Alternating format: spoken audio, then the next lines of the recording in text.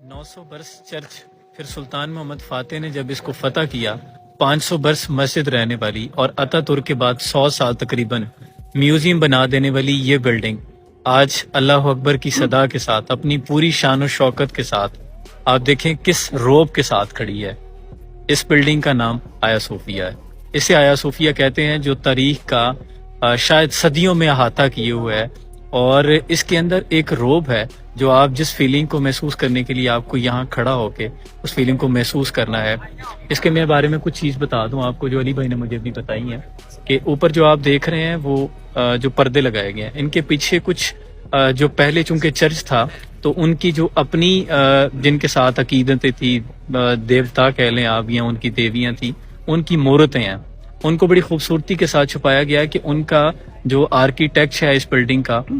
اس کی نقش و نگاری میں بھی فرق نہ آئے،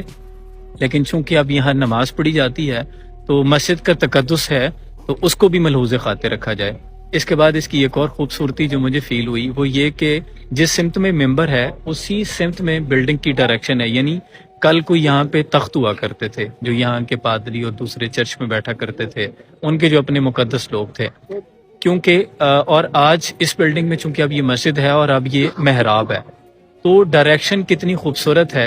اور قبلہ اس کا کیوں درست ہے، یعنی ان کے پادریوں کے بیٹھنے کی بھی جگہ یہی تھی، آج مسجد کا محراب ہے تو پھر بھی ڈائریکشن یہی ہے۔ اس کے پیچھے وجہ یہ ہے کہ پوری دنیا میں باہر استنبول وہ جگہ ہے جہاں سے یروشلم اور یعنی ان کی جو عقیدتیں تھی یروشلم کے ساتھ اور ہماری عقیدت تھی قبلہ اول بیت المقدس کے ساتھ،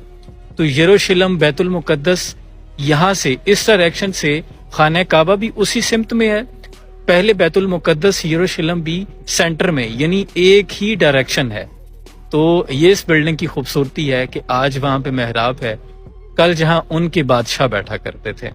تو اللہ نے پھر مسلمانوں کو دوبارہ یہ مسجد عطا کی، طیب اردوان کی جو کاوشیں ہیں 2020 میں اسے دوبارہ مسجد بنا دیا گیا۔ کچھ طاقتیں تھیں جو خلاف تھی، چونکہ انہیں بڑا اچھا ریونیو جنریٹ کرتی تھی، یہ میوزیم تھا، لیکن اب یہ پوری شان و شوکت کے ساتھ مسجد یعنی بابرکت جگہ اللہ کا گھر ہے۔ اور یہ غازی یہ تیرے پورے سرار بندے جنہیں تو نے بخشا ہے ذوق خدائی، دو نیم ان کی ٹھوکر سے صحرا و دریا، سمٹ کر پہاڑ ان کی ہیبت سے رائی، اور دو عالم سے کرتی ہے بیگانہ دل کو، عجب چیز ہے لذت آشنائی۔ اور الحمدللہ پھر وہی تمنا کہ نکل کے صحرا سے جس نے روما کی سلطنت کو الٹ دیا تھا، سنا ہے یہ قدسیوں سے میں نے، وہ شیر پھر ہوشیار ہوگا انشاءاللہ۔ اس کی خوبصورتی دیکھیے۔ آیا صوفیہ سے سلام پہنچ